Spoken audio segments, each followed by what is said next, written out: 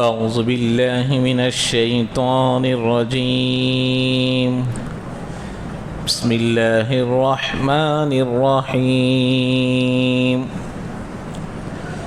الله لا إله إلا هو الحي القيوم لا تأخذه سنة ولا نوم له ما في السماوات وما في الأرض من ذا الذي يشفع عنده إلا بإذنه يعلم ما بين أيديهم وما خلفهم ولا يحيطون بشيء من علمه إلا بما شاء وسع كرسيه السماوات والأرض ولا يؤوده حفظهما وهو العلي العظيم لا إكراه في الدين قد تبين الرشد من الغي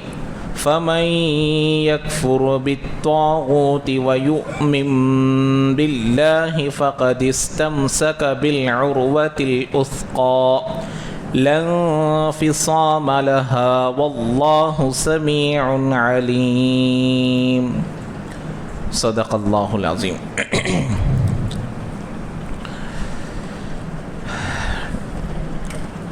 قرآن کو اللہ تبارک و تعالی جو بیان کیا ہے اس کو اگر تقسیم کریں گے تو تین چیزوں میں تقسیم ہوگا. ایک ہے علم توحید اور صفات. اس میں جو مضامین آئے ہیں اس میں سے ایک مضمون ہے علم توحید اور اللہ کے صفات، اور دوسرا ہے علم احکام، اللہ کے آرڈرز، اور تیسرا ہے قصص و حکایات، جس میں اللہ تعالیٰ قصوں کو بیان کیا ہے یا حکایات کو بیان کیا ہے، پچھلے قوموں کی حالات کو بیان کیا ہے، ان کے احوال کو بیان کیا ہے. تو اس کو کہتے ہیں قصص، قصے اور کہانیاں، یعنی کہ جھوٹے کہانیاں نہیں، جو حقیقت میں پہلے گزری ہوئی ہے جس میں عبرت ہے. تو تین طرح کے حکام ہوئے. ایک ہے اللہ کے صفات اور توحید، علم توحید اور علم صفات، اور علم احکام، اللہ کے آرڈرز، اور تیسرا ہے علم حکایت و قصص، جس میں قصے اور پچھلے امتوں کے احوال بیان کیے جاتے ہیں. تو ان تینوں کا حکم، تینوں کو بیان کرنے کی حکمت اور مقصد ایک ہی ہے کہ ان تینوں کے ذریعے سے بندہ اللہ کا حقیقی فرما بردار بنے. سن کر چھوڑنے کے لیے نہیں. اللہ کی ذات کیسی ہے سمجھ میں آ گئی تو ماننا آسان ہوگا. جب جاتے ہیں کسی کو رشتہ دیکھنے کے لیے جاتے ہیں تو لڑکی کیسی ہے معلوم ہو گئی تو رشتہ کرنے میں دل لگتا ہے. جب تک اس کے احوال معلوم نہیں ہوئے رشتہ طے ہونے کے لیے آسانی ہوتی نہیں معلوم ہوتی. بول دیے ارے لڑکی خوبصورت ہے، لڑکی اچھی ہیں، اچھے خاندان کے ہیں، دیکھے بغیر، ملے بغیر، تحقیق کیے بغیر کوئی جا کر ڈائریکٹ نکاح کر کے آ جائے گا؟ نہیں آئے گا. تو جب تک حقیقی طور پر جب تک اس کی پوری احوال معلوم نہیں ہوتے اس وقت تک ہم لوگ اس کے قریب نہیں جاتے. تو ایسے ہی علم ذات اور اللہ کی جو توحید ہے، یہ پورے چیزیں جب حقیقی طور پر بندہ معلوم کر لے گا تو اس کی عقل اور اس کا جسم اور اس کی فکر، اس کی سوچ، سب چیزیں اللہ کے غلام بننے پر مجبور ہو جاتے ہیں، اللہ کا فرمانبردار بننے پر مجبور ہو جاتے ہیں. اسی لیے اس کو بھی بیان کیا جاتا ہے. دوسرا ہے اللہ کے احکام. اللہ نے نماز کا حکم دیا، روزے کا حکم دیا، زکوٰۃ کا حکم دیا. نواحیات، منہیات، اوامر، دو چیزیں. اوامر کا مطلب کرنے کے کام، نواحی کا مطلب بچنے کے کام. جب ان پر بھی بندہ غور کرے گا تو اللہ کی عظمت سمجھ میں آ جائے گی کہ بھئی اللہ نے جب اس کا حکم دیا ہے کہ فعل الحکیم لا یخلو عن الحکمہ، حکیم جو ہوتے ہیں، حکماء جو ہوتے ہیں، ان کی بات اور ان کا کام کسی حکمت سے خالی نہیں ہوتا. جو لوگ پچھلے زمانے میں جو لوگ حکیم ہوا کرتے تھے ان کے زبان، جیسے لقمان علیہ السلام حکیموں میں بڑے حکیم، इनका कोई जुमला हिकमत से खाली नहीं होता था। ऐसे दुनिया में कई सारे लोगों को आपने देखा होगा, खामोश रहते हैं, जब कोई बात करते हैं तो उसमें बहुत सारी नसीहतें होती हैं। तो ऐसे ही अल्लाह हकीमों के हकीम है, हकीमों को पैदा करने वाले हैं, तो इसका जब कोई हुक्म हमको मिलता है तो उसमें कोई फ़ायदे से खाली नहीं होता, हिकमत से खाली नहीं होता। रोज़ा ले लीजिए, हज ले लीजिए, नमाज ले लीजिए, सदक़ा ले लीजिए, खैरात ले लीजिए, 2 हमारे ईदैन ले लीजिए, तमाम चीज़ों में अल्लाह ने हिकमत को रखा है। जब बंदा इसको भी हकीकी तौर पर समझ जाएगा तो अल्लाह का बंदा बनने पर मजबूर हो जाएगा। ये 2 चीज़ें हो गई। तीसरी चीज़ें हैं पिछले ज़माने के हिकायतें, क़िस्सस, जैसे अल्लाह आदम अलैहिस्सलाम के क़िस्से को बयान किया, मूसा अलैहिस्सलाम के क़िस्से को बयान किया, नूह अलैहिस्सलाम के क़िस्से को बयान किया, कई सारे अंबिया के, कई सारे कौमों के क़िस्सों को बयान किया। बयान करने की वजह इनको अपने सामने रखकर, जैसे कि अरबी का एक मक़ौला है, अस्सईदु मन उईदा बिगैरिही, नेक बख्त वो है जो दूसरों से नसीहत हासिल करे, यानी दूसरे बोलने तक इंतज़ार करने वाला नहीं। मिसाल के तौर पर ट्रैफिक में जैसे ट्रैफिक रूल्स होते हैं, अब ये वन वे हैं, अब अपोजिट में जो आएगा उसको फ़ाइन पड़ेगी। अब एक मेरा इरादा हो रहा है इसमें से जाने का, क्योंकि बिल्कुल मुझे यहीं पर टर्न करना है। अब वहीं पर एक पुलिस किसी को पकड़ लिया और 500 रुपये फ़ाइन डाल दिया, चालान काट दिया।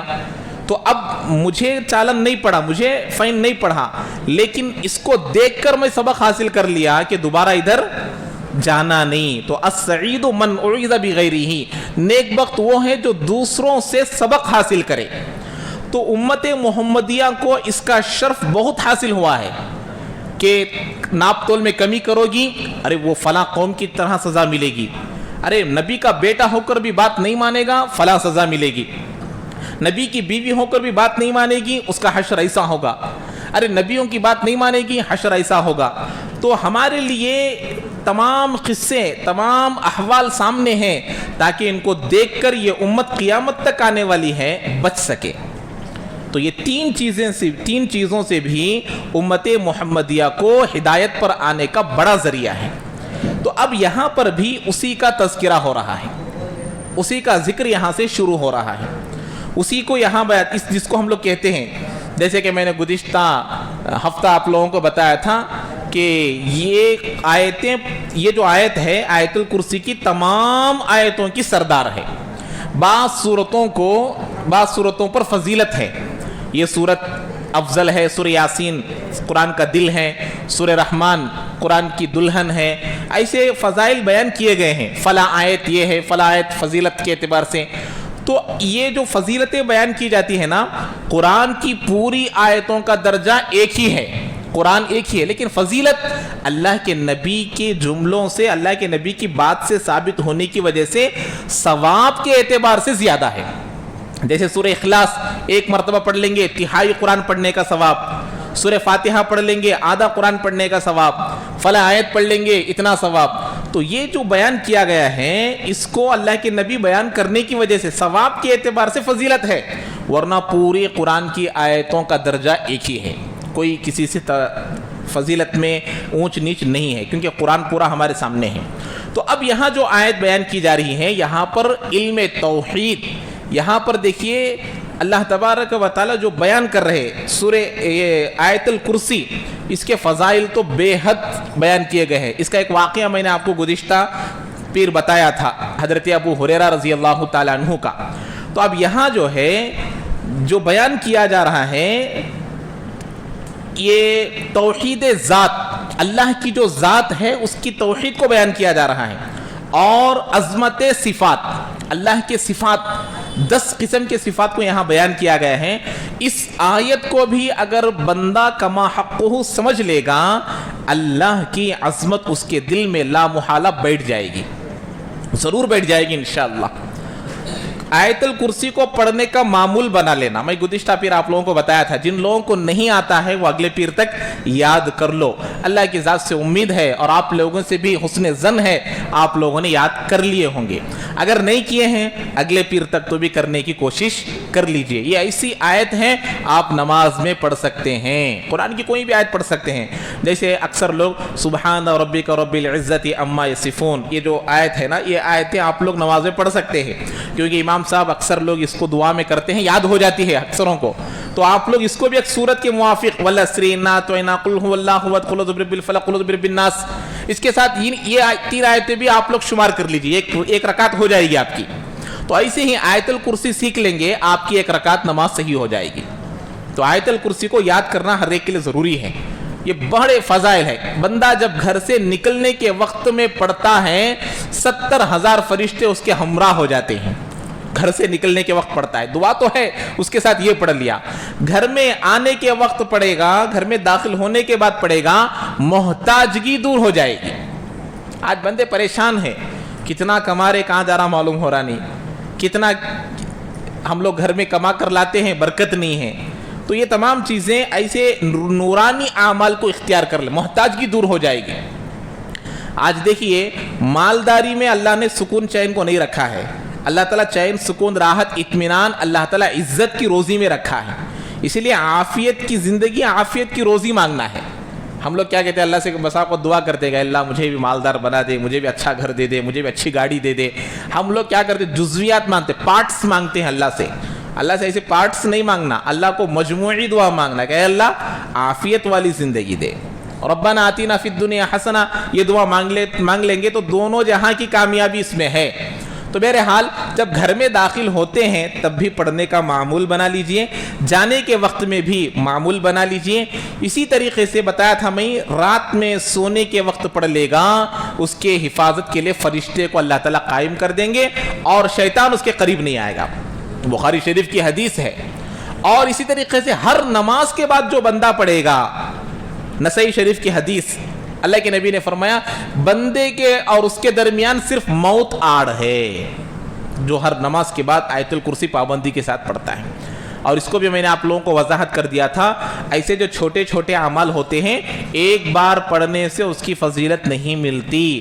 جب معلوم ہوا اس وقت سے موت تک کی پابندی شرط ہے, موت تک پابندی کریں گے اس کے فضائل حاصل ہوں گے. جیسے جمعہ کے دن عصر کی نماز کے بعد درود شریف پڑھ لیں گے, 80 سال کی عبادت کا ثواب. ایک جمعہ پڑھیں گے تو نہیں ملے گا, بلکہ عمر بھر موت تک پڑھتے رہیں گے, اس کی فضیلت ملنے کے امکانات ہے. اسی طریقے سے وضو کے بعد جب بندہ پڑھتا ہے, وضو کے بعد پڑھنے کے بھی فضائل بیان کیے گئے ہیں آیت الکرسی کو, اس کے درجات بلند ہوں گے. تو یہ 5 چیزوں کے بعد آیت الکرسی کو کم سے کم پڑھنے کی کوشش کرتے رہنا چاہیے. تو اب دیکھیے کیا بیان کیا جا رہا ہے. بہت غور سے آیت الکرسی کو سمجھنا ہے اور اس کے جو تفاسیر میں جو باتیں آتی ہیں اس کو دل میں بٹھانے کی ضرورت ہے. اب یہاں جو سب سے پہلے آیت الکرسی کی جو ابتدا ہوتی ہے یہ وہی آیت ہے, اسی سے اللہ تعالیٰ آیت الکرسی کو ابتدا کیا ہے جس سے مکے کے مشرکین کے دل لرز جاتے تھے, ڈر جاتے تھے, مقابلے میں آ جاتے تھے, ان کے کان سننے کے لیے تیار نہیں ہوتے تھے. آج بھی یہی جملہ ہے جو دوسروں کے کانوں میں بیٹھنے کے لیے, سننے کے لیے دوسروں کے کان تیار نہیں ہیں. وہ کیا ہے؟ یہی ہے, اللہ لا الہ الا ہوں, اللہ وہ ہے جس کے سوا عبادت کے کوئی لائق نہیں. اذان میں بتاتے ہیں نا, آج سب لوگ اعتراض کرنے والے کر بھی رہے ہیں کہ یہ اپنے لاؤڈ سپیکروں میں یہ کہتے ہیں کہ عبادت کے کوئی لائق نہیں ہے, محمد آخری میسنجر ہے. تو یہ جو پیغامات دیا جا رہے ہیں بالکل بعینی ہی مکہ میں یہی حالت ہوتی تھی. اللہ کے علاوہ کوئی عبادت کے لائق نہیں, ماننے کے لیے تیار نہیں, خاندان والے ماننے کے لیے تیار نہیں, مکہ والے ماننے کے لیے تیار نہیں. تو یہی وہ جملہ ہے. اب یہاں کیا ہوگا, یہ توحید, دیکھیے توحید ایک دل کی طرح ہے, ایک عقیدہ, عقیدہ توحید, اس کو اچھے طریقے سے سمجھ لیجئے. عقیدہ توحید کا ہونا, صحیح ہونا بہت ضروری ہے. اس میں اگر کوئی تھوڑی بھی کمی بیشی ہو جائے تمام عبادات بیکار ہیں, پوری عبادت ہے. بندہ عبادتوں میں کمی بیشی کر لے گا کوئی فرق نہیں پڑے گا. توحید صحیح رہے گی تو ایک نہ ایک دن انشاءاللہ وہ جنت میں جائے گا. لیکن توحید ہی ڈیمیج ہو جائے جنت میں جانے کا کوئی راستہ نہیں ہے. عقیدہ توحید کا ہونا بہت ضروری ہے. تو اسی لیے پرسوں ایک جملہ میں بتا رہا تھا کہ امام ابو حنیفہ رحمۃ اللہ علیہ کے زمان، آج کل خاتم النبیین حضرت محمد صلی اللہ علیہ وسلم کے خاتم ہونے پر بہت سارے لوگ حملہ کر رہے ہیں، شکیلیت کا فتنہ، قادیانیت کا فتنہ، یہ تمام فتنے ابھی رونما ہو رہے ہیں، بہت پہلے ہی ہو گئے، اب بڑے زور پر ہے، ابھی بہت سارے لوگ اس کے قبضے میں جا رہے ہیں۔ تو امام ابو حنیفہ رحمۃ اللہ علیہ کے زمانے میں حضرت و صحابہ کو دیکھے ہیں، صحابہ کے زمانے میں ہی فرمایا تھا اگر کوئی آدمی نبوت کا دعویٰ کرے اور وہ یہ کہیں کہ میرے پاس دلائل ہے کہ میں بتاؤں کہ میں نبی ہوں اور میں بتا سکتا ہوں کہ اللہ کے نبی پر نبیوں کا سلسلہ ختم نہیں ہوا، اور اگر ایک مسلمان نبی کو نبی ماننے والا، اللہ کو اللہ ماننے والا، قرآن کو قرآن ماننے والا، نبی کو آخری نبی ماننے والا، اس کو جا کر کہا بتاؤ دلیل، تو کہا بولنے والا بھی کافر، پوچھنے والا بھی کافر۔ امام ابو حنیفہ رحمۃ اللہ علیہ کا فتویٰ، کیوں؟ اس لیے کہ اللہ کے نبی نے کہا انا خاتم النبیین لا نبی بعدی، اس کا پوچھنا کہ دلیل دے، اس بات کی دلیل ہے کہ اس کو نبی کی بات پر یقین نہیں ہے، بتاؤ بولنا یہ بھی کافر ہو جائے گا۔ تو اسی لیے یہ عقیدہ ہے، آج کل قریوں میں، شہروں میں، گھروں میں یہ فتنہ عام ہو گیا ہے، باقاعدہ اس سے کسی کا ایمان باقی نہیں رہے گا۔ اگر ایسا کوئی آدمی ہمارے قربانی کے جانور میں شریک ہوگا، اس تمام لوگوں کی قربانی بیکار۔ اگر ہماری کسی لڑکی کا نکاح ایسے آدمی سے ہوگا تو ہماری لڑکی سے وہ زنا کر رہا ہے۔ یہ بڑے بڑے عقائد ہیں، تو اس کو سمجھنا بہت ضروری ہے۔ یہ توحید ہے، اللہ لا الہ الا ہو، کہ اللہ کے علاوہ کوئی عبادت کے لائق نہیں۔ اس میں اتنا معنی خیز معنی ہے، اس میں اتنا معنی ہے، تمام دنیا میں جتنے ادیان ہیں، دین ہے، سب کو باطل قرار دیتا ہے۔ کیسے؟ کہ بھئی ایک خدا کو ماننے والا اگر کوئی مذہب ہے تو وہ صرف اسلام ہے۔ اب دیکھیے عیسائیت آسمانی مذہب ہے لیکن 3 خداؤں کو مانتے ہیں۔ موسیٰ علیہ السلام کی قوم بھی آسمانی مذہب کو ماننے والی لیکن مرتد ہو گئی، راستہ بھٹک گئی، انہوں نے بچڑے کو اپنا خدا بنا لیا تھا، اسی پر آج بھی قائم ہے وہ۔ تو کوئی اس میں شامل نہیں ہوتے توحید میں۔ توحید پر اترنے والا اگر کوئی مذہب ہے تو وہ اسلام ہے۔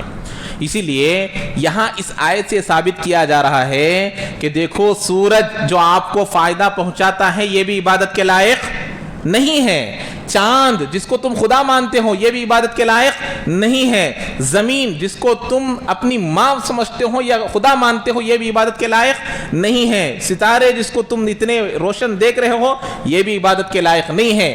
لیکن دنیا میں ایک چیز کو بدل دیا گیا ہے، کیا بنایا گیا؟ جو چیز ہم کو فائدہ پہنچاتی ہے وہ خدا ہے، جس سے ہم کو نفع ملتا ہے وہ ہمارے خدا ہے۔ آسمان سے ہم کو فائدہ پہنچتا ہے تو وہ خدا ہے، سورج سے ہم کو فائدہ پہنچتا ہے تو سورج ہمارا خدا ہے، چاند سے ہم کو فائدہ پہنچتا ہے تو چاند ہمارے لیے خدا ہے، یہاں تک کہ پیسوں سے بھی ہم کو نفع پہنچتا ہے تو پیسے بھی ہمارے لیے کیا بن گئے؟ خدا بن گئے، پیسوں کو بھی خدا بنا لیے۔ سونے سے فائدہ ہے تو سونے کو خدا بنا لیے۔ آپ لوگوں نے دیکھا ہوگا کبھی 1 روپیہ 2 روپیہ 10 روپیہ 20 روپیہ کسی گر گئے اٹھا کر آنکھوں کو لگا لیتے ہیں، کیوں؟ ارے خدا ہے۔ تو یہ اس کی عظمت کرنا ہے لیکن اس کو خدا کے برابر میں کھڑا کرنا شرک ہے۔ ہم یہ بتاتے ہیں، توحید یہ تعلیم دیتا ہے، اسلام یہ تعلیم دیتی ہے کہ دیکھو فائدہ پہنچانے میں یہ سب کس کے محتاج ہیں؟ اللہ کے محتاج ہیں۔ یہ ہے عقیدہ توحید، اس کو یہاں بیان کیا جا رہا ہے۔ اللہ لا الہ الا ہو، کہ اللہ وہ ہے جس کے سوا کوئی عبادت کے لائق نہیں ہے۔ اب کیا ہے اس جی اب دیکھیے اللہ کی ذات کا نام آ گیا۔ اللہ یہ ذاتی نام ہے۔ ذاتی نام کا مطلب میں بتا دیا تھا اس سے پہلے بھی آپ لوگوں کو، جیسے ایک آدمی ہے سلمان، اس کا نام ذاتی نام ہے، اب وہ انجینئر ہے، ڈاکٹر ہے، گورا ہے، کالا ہے، یہ اس کے صفات ہے۔ تو صفات کو کیریکٹر سمجھیے، کیریکٹرز کئی سارے ہو سکتے ہیں لیکن نام ایک ہوتا ہے ذاتی نام۔ گھر میں کئی سارے نام رکھیں وہ الگ بات، لیکن اصل اس کا جو نام ہوتا ہے وہ ایک ہی ہوتا ہے۔ تو اللہ کا ذاتی نام اللہ ہے۔ بعض لوگوں نے اور ناموں کو بھی بیان کیا ہے، جیسے کہ القیوم، الحی القیوم، اس کو بھی ذاتی نام بتایا، لیکن اکثر و بیشتر علماء کے نزدیک اللہ اس میں ذات ہے اور ذاتی نام ہے۔ بہرحال اب صفات پر غور کیجیے، اللہ کی کیا صفات ہے، یہ تمام آیتوں کی سردار کیوں ہے؟ دیکھیے الحی القیوم، وہ ہمیشہ سے زندہ ہے. کب سے ہے؟ ہمیشہ سے زندہ ہے. اب یہاں سمجھیے، انسان اجلی نہیں ہے، ابدی ہے. اجلی ابدی کو سمجھیں گے، بات سمجھ میں. اجلی کا مطلب کیا؟ جو ہمیشہ سے ہے اور ہمیشہ رہے گا. انسان اجلی نہیں ہے، ابدی ہے. کیا مطلب؟ ہم لوگ ہمیشہ سے ہیں کیا؟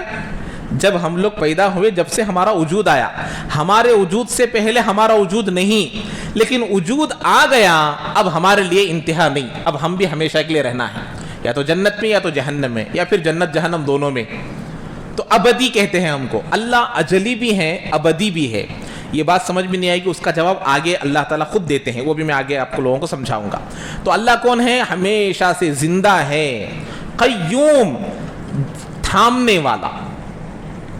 اب کسی کو جب بڑا بننا ہے، ہم بڑا اسی کو مانتے ہیں جس کے اندر مینجمنٹ کی طاقت ہو. نہیں ہے تو مانتے کیا؟ ظاہر دن میں اس کو نکال دیتے. جیسے مدرسے کا محتمم ہو یا اسکول کا پرنسپل ہو، کوئی بھی ہو، جب اس کے اندر مینجمنٹ کی طاقت و قوت ہو تو ہم اس کو اپنا سربراہ ماننے کے لیے تیار. نہیں ہے تو نہیں. تو اللہ کے یہاں، اللہ کی ذات، اللہ کے یہاں ایسی قدرت، ایسی طاقت، ایسی استطاعت ہے کہ وہ تمام دنیا کو کیا کرنے والا ہے؟ تھامنے والا ہے. القیوم. اب اس کے بعد فرماتے ہیں لا تأخذہ سنۃ ولا نوم، نہ اس کو اونگ آتی ہے نہ اس کو نیند آتی ہے. اب یہاں دیکھیے، تھکنے کو یہاں بیان جو کیا گیا ہے، جب بندہ کام کرتا ہے، تھامنے والا. جب ہم لوگ بھی کوئی کام کرتے ہیں، تھکتے نہیں تھکتے، تو کام کے ساتھ تھکاوٹ کا آنا ضروری ہے. صبح سے لے کر شام تک کام کر کر تھک گئے تو آدمی کو کیا یاد آتی ہے؟ نیند یاد آتی ہے. اور نیند سے پہلے مقدمہ، نیند سے پہلے کیا آتی ہے؟ اونگ آتی ہے.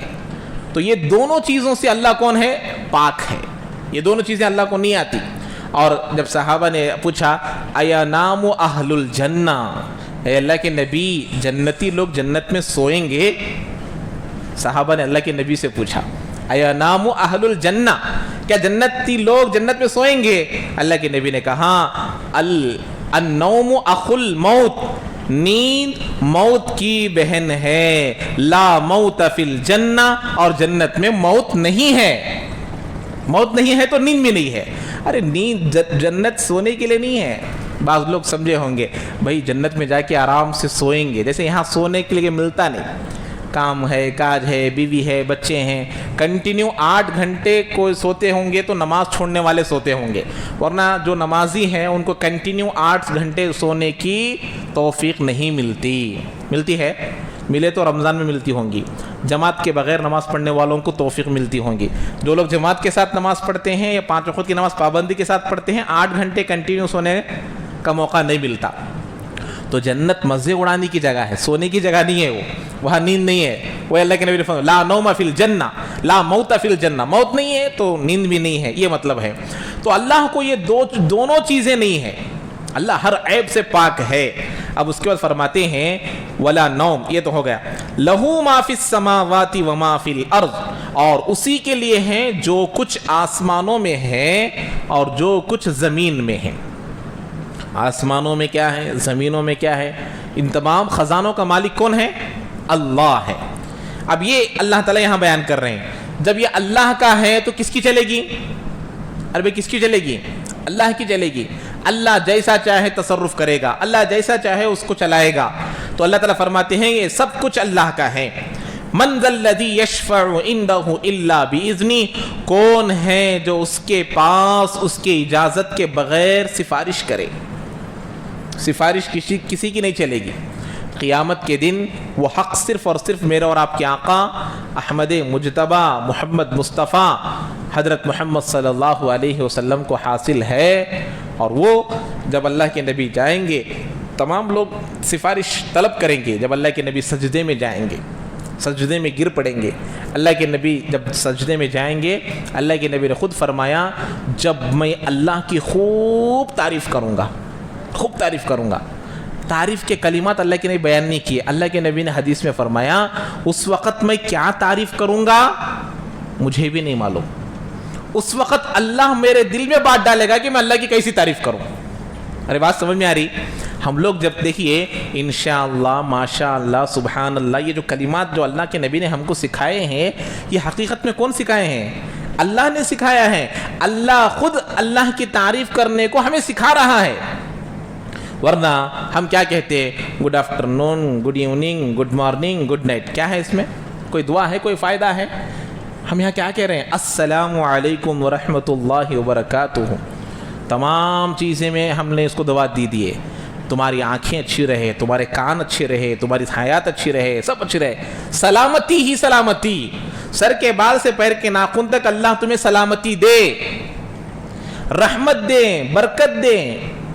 اب یہ چھوڑ کر رکھو تمہیں گڈ مارننگ بولتے، ارے میرا بیٹا انگلش بات کر رہا، خوش ہو آتے ہے نہیں، کوئی فائدہ نہیں ہے. تو اللہ خود سکھاتا ہے. ایسا اللہ کے نبی کو اللہ جملے سکھائے گا. جب اللہ کے نبی تعریف کریں گے، خوب تعریف کریں گے، اللہ کا غصہ، اللہ کا غضب ٹھنڈا ہو جائے گا. دیکھو اللہ کیسے مہربان ہے. اللہ خود اپنے بندوں کو اپنے غصے کو ٹھنڈا کرنے کا طریقہ سکھا رہے ہیں. تو نبی کو اپنے کلمے سکھائیں گے. جب کلمے بولیں گے اللہ تعالیٰ خوش ہو جائیں گے. اس کے بعد اللہ تعالیٰ کہیں گے ارفع راسک، اے میرے محبوب اپنے سر کو اٹھائیے، مانگیے کیا مانگتے ہیں، مانگیے کیا مانگتے ہیں. تو اس وقت کیا ہوگا؟ اللہ کے نبی پوچھ، اے اللہ یا ربی امتی، یا ربی امتی، اپنی امت کے بارے میں مانگیں گے. تو یہ اللہ، جب اللہ تعالیٰ یہ نبی کو یہ حق دیا ہے کہ وہ سفارش کرے، کہ اجازت کے بغیر کوئی نہیں کر سکتا. اپنے انبیاء کو اللہ تعالیٰ حق دے گا، لیکن اجازت کے بعد ہی. ایسا اللہ کا ایک غضب ہوگا، ڈر ہوگا، خوف ہوگا. اب اس کے بعد فرماتے ہیں اللہ کے یہاں کسی کو اس کی اجازت کے بغیر سفارش کرنے کا حق نہ ہوگا. اب آگے فرماتے ہیں یعلم ما بین ایدیہم وما خلفہم، وہ تمام بندوں کے اگلے پچھلے تمام احوال کو جاننے والا ہے. آگے کے پیچھے کے تمام احوال کو کیا کرنے والا ہے؟ جاننے والا ہے. یہی تو اللہ ہے. آگے ابھی بتاتا ہوں. تو آگے کے بھی پیچھے کے بھی سب چیزوں کو جاننے والا ہی اللہ ہو سکتا ہے. اگر کسی چھوٹی چیز کا بھی علم نہ ہو تو وہ اللہ نہیں ہو سکتا. یہ یہاں بیان کیا گیا. اور اس کے فرماتے ہیں وَلَا يُحِيطُونَ بِشَيْءٍ مِّنْ عِلْمِهِ إِلَّا بِمَا شَاءَ. یہ اب اس میں تمام باتیں آئیں. کیا وہ لوگ یعنی دنیا میں رہنے والے تمام لوگ وَلَا يُحِيطُونَ وہ احاطہ نہیں کر سکتے اللہ کے علم کا رتی برابر بھی وہ اپنے علم میں نہیں لا سکتے. اللہ کے پاس اللہ کا علم کیسا ہے، اللہ کو کیسی معلومات ہے، اللہ کی طاقت کیسی ہے، تھوڑا برابر بھی نہیں لا سکتے. الا بما شاء. لیکن اللہ جس کو بتانا چاہے جتنا بتانا چاہے. جیسے روح کے بارے میں پوچھا گیا یسألونک عن الروح، لوگ آپ سے روح کے بارے میں پوچھتے ہیں روح کیا چیز ہے. قل الروح من امر ربی، آپ کہہ دیجئے کہ روح اللہ کے میرے رب کا حکم ہے. وہ روح کیا ہے؟ اللہ کا حکم ہے. جب تک جسم میں رہے گی اللہ کا حکم چل رہا ہے، زندہ ہے. جیسے ہی اللہ اپنے حکم کو نکال لیتے ہیں وہ مردہ ڈیڈ باڈی ہے. وما اوتیتم من العلم الا قلیلا، اللہ تعالیٰ نبی کو کہہ رہا ہے ہم نے آپ کو اس کے متعلق علم تھوڑا دیا ہے. کس کو کہہ رہے ہیں؟ اللہ کے نبی کہہ رہے ہیں. تو ہمارے پاس کوئی علم ہے اللہ کے بارے میں جاننے کا؟ تو یہ ہے اللہ ہمیشہ سے ہیں. ارے کیسا ہے؟ ہمیشہ رہے گا. ارے اللہ سے پہلے کون تھے؟ یہ جو ہمارے بالکل اینڈنگ انفینٹی کہتے ہیں، بالکل سمجھ میں نہیں آتی وہ بات. تو اللہ خود فیصلہ کر نہیں سمجھ سکتے، تمہارے اندر اس کا احاطہ نہیں ہو سکتا، تم اس کو سمجھ نہیں سکتے. تو اللہ وہی یہاں فیصلہ کر دیا کہ تو الا بما شاء ولا يحيطون بشيء من علمه، اس کے علم میں سے رتی برابر بھی تمام لوگ اپنے نالج میں نہیں لا سکتے، ہو نہیں سکتا. اس کے بعد فرماتے ہیں وسع کرسیہ السماوات والارض، اس کی کرسی زمین و آسمان کو گھیری ہوئی ہے، تمام آسمان و زمین کو گھیری ہوئی ہے. اب یہاں کرسی سے مطلب ایسی کرسی، اب بعض لوگ کہتے ہیں حقیقت میں کرسی ہے، عرش بڑا ہے کرسی چھوٹی ہے، آسمان و زمین سے بڑی ہے، ایسے الگ الگ باتیں بیان کیے گئے ہیں. حقیقت میں کوئی ڈاؤٹ نہیں رہنا، بات اچھے طریقے سے سمجھ میں آ جانا تو سمجھو کرسی کا مطلب ہے اللہ کی طاقت، اللہ کا علم، وہ پورے دنیا کو گھیری ہوئی ہے. اب کرسی ہے بولے تو اللہ کرسی پر بیٹھتے کہ کی، اللہ जिस्म है कि ये तमाम चीज़ें पैदा होते नहीं। ला मकान लहू, अब उसके लिए कोई मकान नहीं। ला ज़मान लहू, अल्लाह किसी ज़माने में या किसी जगह में आने वाली चीज़ नहीं है। अब अल्लाह को, वो अल्लाह की ज़ात कैसी हैं, अल्लाह का दीदार कैसा है, अल्लाह का चेहरा कैसा है, ये तमाम चीज़ें कब मालूम होंगी? तभी मालूम होंगी। वही है, ये अल्लाह की ज़ात के मुताल्लिक़ मालूमात किसी को नहीं है।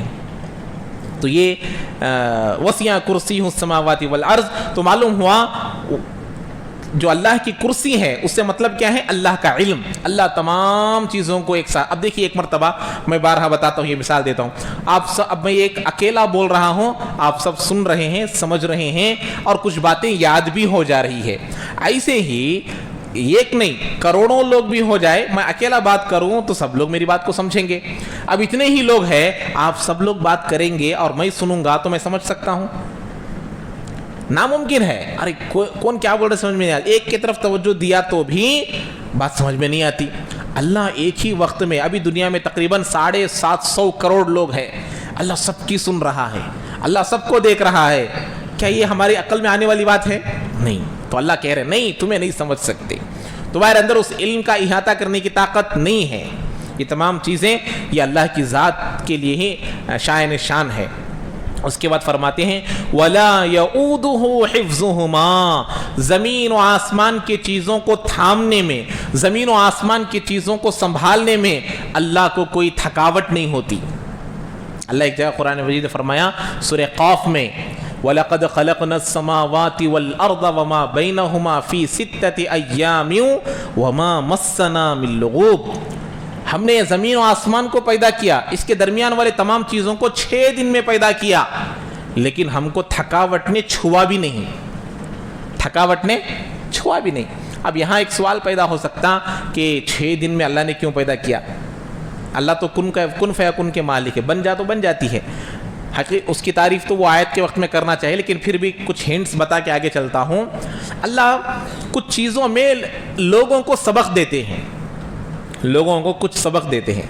अल्लाह 6 चीज़ों में 6 दिन में बयान कर कर क़ियामत तक के आने वाले लोगों को ये तालीम दे रहे हैं। कभी भी याद रखो, कोई भी काम थोड़ा थोड़ा करके बतदरीज कहते हैं, स्टेप बाय स्टेप करोगे, उसका असर और उसकी दायमी और उसका कायम रहना बहुत देर तक रहेगा। जल्दी जल्दी करने वाला काम जल्दी ख़त्म हो जाता है। तो लोगों को ये बात बताई जा रही है कि कोई भी काम हो बतदरीज करो, थोड़ा थोड़ा करके करो।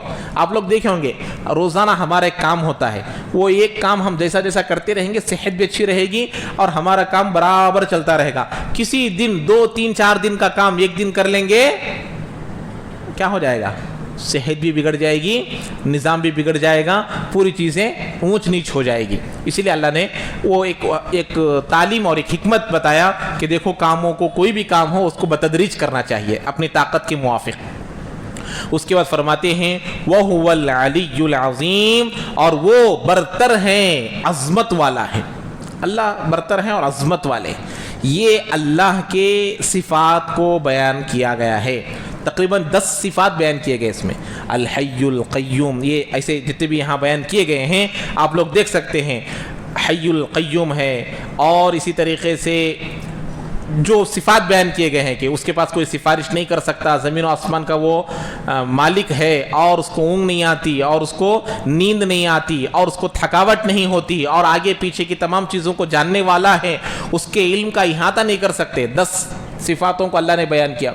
ऐसे कई सारे सिफ़ातें अल्लाह के मौजूद है। अब ये आयतुल कुर्सी यहाँ तक ख़त्म हुई।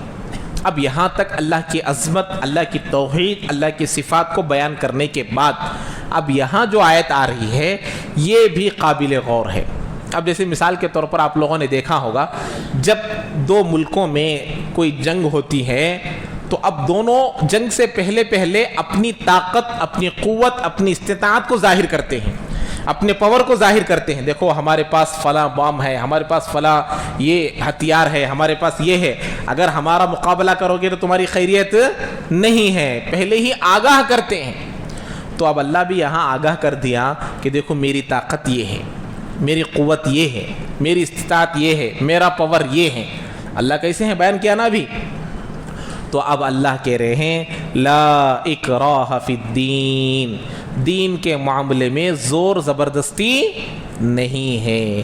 یہ آیت کا ٹکڑا دنیا کے ان تمام لوگوں کے منہ پر ایک تماچا ہے، ایک تھپڑ ہے، جو لوگ یہ کہتے ہیں کہ مسلمانوں کو، غیروں کو مجبور کیا گیا مسلمان بننے پر، غیروں کو مسلمان بننے پر مجبور کیا گیا۔ اللہ کہہ رہے ہیں لا اکراہ فی الدین، دین کے معاملے میں زور زبردستی نہیں، تلوار کے زور پر اسلام پھیلا ہے، یہ جھوٹ ہے۔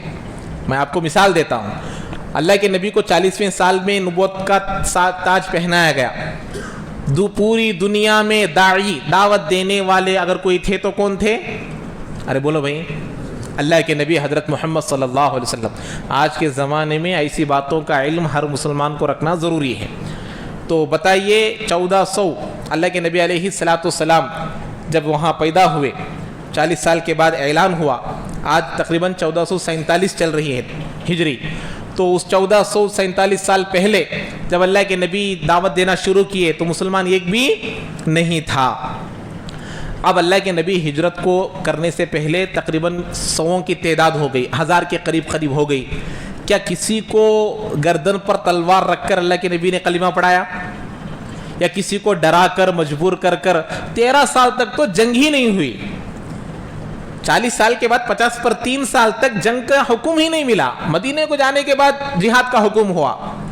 تو اس سے پہلے پورے دنیا میں جو اسلام پھیل گیا، حضرت اویس قرنی رحمت اللہ علیہ جو تابعی ہیں، اللہ کے نبی کو ملنے والے تھے لیکن ماں کی خدمت کی وجہ سے رک گئے، اللہ کے نبی کو نہ دیکھا نہ صحابہ کو دیکھے، بعد میں حضرت عمر کو دعا کی درخواست کرائے۔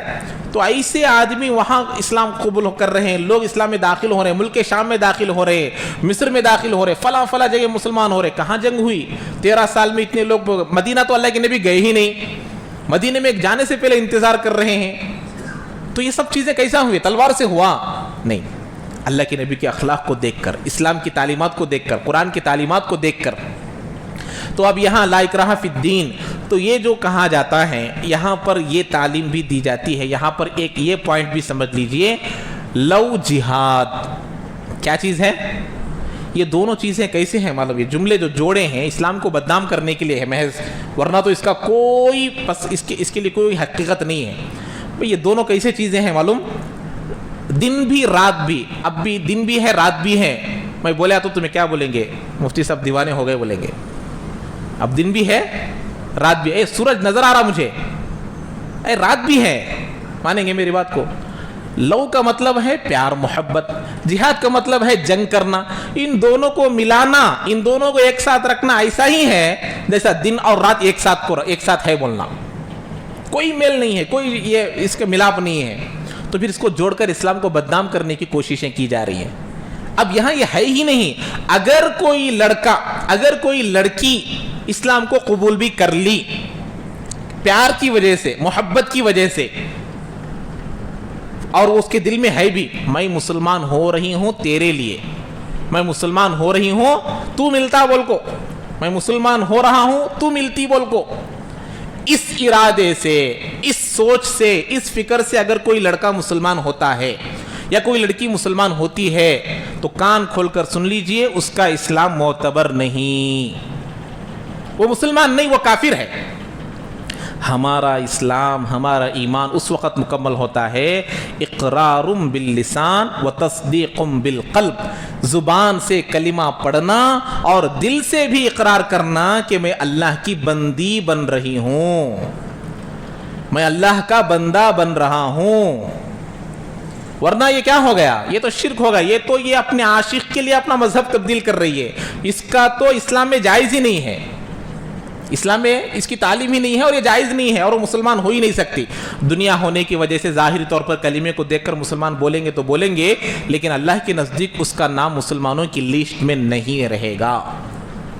تو جتنے بھی لوگ ایسا کر کر اگر مذہب تبدیل کر رہے ہیں یا مذہب کو بتایا جا رہا ہے یا تعلیم دی جا رہی ہے، یہ بالکل اسلام کے خلاف ہے، اسلام سے اس کا کوئی تعلق نہیں، اسلام کا اس سے کوئی لینا دینا ہرگز نہیں ہے، وہ ان کی ذات کے مسائل ہیں، آپ ان سے اس کے بارے میں معلوم کر لینا چاہیے۔ اس کے بعد دیکھیے لا اکراہ فی الدین، تو دین میں کوئی زور زبردستی نہیں۔ اب یہاں پر ایک سوال پیدا ہو سکتا ہے، جب دین میں زور زبردستی نہیں ہے، نماز پڑھو، سود نکو لو، زکوٰۃ دیو، روزہ رکھو، یہ سب علماء کئی کو زور کرتے وا، سود لیے تو سود نکو لیو بولتے، جھوٹ نکو بولو، زور دیتے نا علماء، کتابوں کے ذریعے سے، بیانات کے ذریعے سے، جلسوں کے ذریعے سے سیرت پر لانے کی کوشش کر رہے ہیں، اللہ کے احکامات پر لانے کی کوشش کر رہے ہیں، منکرات کو روک رہے ہیں، برائیوں کو روک رہے ہیں، دعوت و تبلیغ کے ذریعے سے، بیانات کے ذریعے سے، کانفرنس کے ذریعے سے، یہ تمام چیزیں پھر کیوں کر رہے ہیں؟ لا اکراہ فی الدین، دین میں داخل ہونے میں زور زبردستی نہیں، داخل ہو گئے عمل کرانے میں زبردستی ہے۔ سمجھ رہے ہیں؟ داخل کرانے میں زبردستی نہیں۔ جیسے مثال کے طور پر بچے کا ایڈمیشن ہو گیا اور ایک بچے کا ایڈمیشن نہیں ہوا، ایڈمیشن ہو گیا تو اب بولیں گے یونیفارم کئی کو نہیں ڈالنے کو آیا، شوز کئی کو پہننے کو نہیں آیا، ٹائی کئی کو نہیں ڈالنے کو آیا، 10 بجے کئی کو آیا، 8 بجے آنا تھا نا، کل کئی کو ایبسنٹ ہوا، ہوم ورک کئی کو نہیں کریا، پیننا کئی کو نہیں لایا، ایریزر کئی کو نہیں لایا، کسے پوچھتے اس والا؟ باہر چلنے کو جاتا ہے ایک بچہ، اسے پوچھتے کیا؟ تو اسے زور زبردستی نہیں ہے، جس کا ایڈمیشن ہو گیا ہے اس کے لیے زور زبردستی ہے۔ تو میرے اور آپ کے لیے زور زبردستی ہے، آنکھوں کی حفاظت کرو، جھوٹ نکو بولو، اور خیانت مت کرو، بیوی کو نہ ستاؤ، ماں باپ کو نہ ستاؤ، سود نہ لو، نماز نہ چھوڑو، زکوٰۃ ادا کرو، حج کرو۔ یہ زور زبردستی دین میں پہلے سے رہنے والوں کے لیے ہیں، باہر والوں کے لیے نہیں، اور دین میں داخل کرنے کے لیے نہیں، اللہ کو مانو، اسلام میں آ جاؤ، نہیں، ہرگز نہیں ہے۔ زور زبردستی اسلام قبول کرانا جائز نہیں ہے۔ اس کے بعد فرماتے ہیں قد تبین الرشد من الغی، ہدایت گمراہی سے واضح ہو گئی ہے۔ ہدایت اور گمراہی کیسا ہو گئی ہے؟ واضح ہو گئی ہے۔ اب یہ صحیح راستہ، یہ برا راستہ، یہ نیک راستہ، یہ اچھا راستہ، یہ برا راستہ، یہ اچھا، یہ پورا چیزیں ظاہر ہو گئی ہے، واضح ہو گئی ہے۔ اللہ وہی بتاتے ہیں قد تبین الرشد من الغی، ہدایت گمراہی سے جدا ہو گئی، معلوم ہو گیا کیا سچ ہے کیا جھوٹ ہے، کیا ہدایت ہے کیا گمراہی ہے۔ اب آگے فرماتے ہیں وَمَن يَكْفُرْ بِالطَّاغُوتِ وَيُؤْمِن بِاللَّهِ فَقَدِ اسْتَمْسَكَ بِالْعُرْوَةِ الْوُثْقَىٰ، جو کوئی طاغوت، گمراہی، گناہوں کو، نافرمانی کو چھوڑ کر ایمان لے کر آئے گا اللہ پر۔ اب دنیا کے جتنے بھی ادیان ہیں، دنیا کے جتنے گمراہی ہیں، ان تمام کو چھوڑ کر ایک اللہ کو مان لیا، اس کا فرمانبردار بن گیا، گویا کہ اس نے ایک مضبوط کڑے کو تھام لیا۔ عروہ کہتے ہیں کڑا، جیسے آپ لوگ جگ دیکھے ہیں، ہینڈل آتا ہے، ہینڈل سمجھ لیجئے، تو ہینڈل کہتے ہیں، اسقا کا مطلب یہ، عروہ کا مطلب، اسقا کا مطلب مضبوط کڑے کو تھام لیا۔ جو ان تمام چیزوں کو چھوڑ کر اللہ کو پکڑ لیا، گویا کہ اس نے مضبوط کڑے کو پکڑ لیا۔ وہ کیسا کڑا ہے؟ لن انفصام لہا، وہ کبھی ٹوٹے گا نہیں، کبھی چھوٹے گا نہیں۔ لن انفصام کا مطلب یہ ہے، چھوٹتا بھی نہیں، ٹوٹتا بھی نہیں، ایسا کڑا ہے۔ واللہ سمیع علیم، اور اللہ تعالیٰ سننے والے ہیں، جاننے والے ہیں۔ کیا مطلب؟ ایمان لا کر بھی گناہوں میں مبتلا ہے، ایمان لا کر بھی گناہوں میں مبتلا ہے، ایمان لا کر بھی جھوٹ بول رہا ہے، ایمان لا کر بھی برائے کاموں میں لگا ہوا ہے، اللہ جاننے والے ہیں۔ اس کی زبان ایمان والی ہے، اس کا دل ایمان والا نہیں ہے۔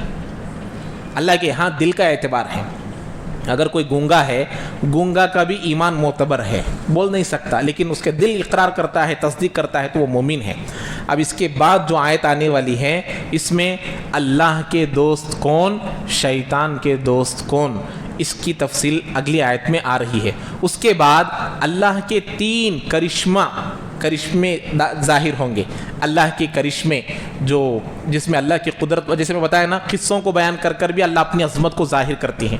وہ 3 قصے اس کے بعد بیان کیے ہیں۔ حضرت عزیر کا ایک ہے، حضرت ابراہیم کے 2 واقعات ہیں، نمرود کے ساتھ جو واقعہ پیش آیا وہ واقعہ، یہ تینوں واقعات اگلے درس میں انشاءاللہ آئیں گی، اس کو انشاءاللہ تفصیل کے ساتھ بیان کیا جائے گا۔